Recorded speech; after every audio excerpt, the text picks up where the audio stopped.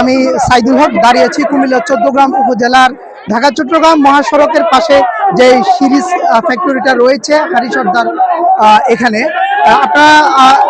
আপনারা জানেন যে গত 5 দিন যাবত এখানে যে শ্রমিকরা রয়েছে তারা 7 দফা দাবি আদায়ের লক্ষ্যে ইতিমধ্যেই তারা এখানের যে মূল ফটকটি রয়েছে তারা সেই ফটকটি তারা অবরুদ্ধ করেছে।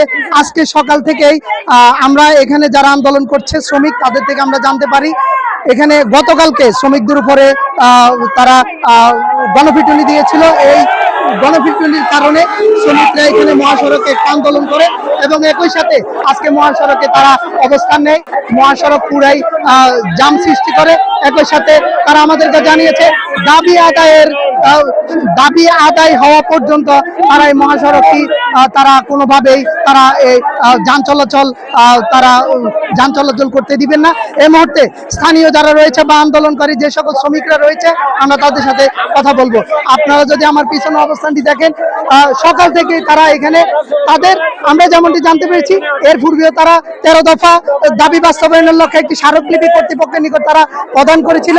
সেই 13 দফা যে স্মারকলিপি অনুযায়ী তারা সেই 13 দফা দাবি বাস্তবায়নের লক্ষ্যে যে স্মারকলিপি প্রদান করেছিল সেই স্মারকলিপি অনুযায়ী তারা সেই দাবি না মানার কারণে আজকে তারা আবারও নতুন করে তারা 7 দফা কর্মসূচি দিয়েছে।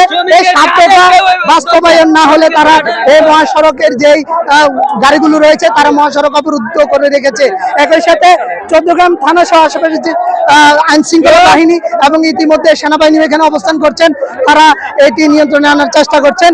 তবে শ্রমিকরা জানিয়েছেন পুলিশের যে সকল কর্মকর্তারা রয়েছেন তারা কোনোভাবেই এটির পর্যাপ্ত তারা যে সকল সিদ্ধান্ত নেওয়ার কথা ছিল কর্তৃপক্ষের সাথে আইন শৃঙ্খলা বাহিনী তারা কোনোভাবেই সেটি সমাধান করতে পারেন না। এই বিদায় আজকে শ্রমিকরা মহাসড়কে এই জায়গাটিতে তারা অবস্থান নিয়েছেন।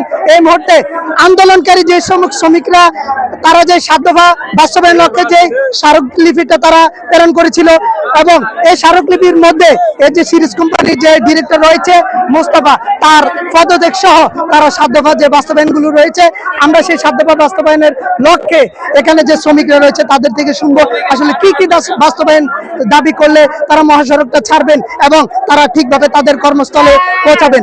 আমরা ইতিমধ্যে একটা বিষয় জেনেছি শ্রমিকরা তাদের যে দাবিগুলো করেছিলেন এগুলো যৌক্তিক দাবি হিসেবে তারা আমাদেরকে বলেছে যে আমাদের যে যৌক্তিক দাবি ছিল আমাদের খাবার এবং এখানে যে ম্যানেজমেন্টের যে ডিপার্টমেন্টের যে ডিরেক্টর রয়েছে ডিরেক্টরের বিরুদ্ধে তাদের অবস্থান কর্মসূচি তারা স্পষ্ট জানিয়ে দিয়েছেন।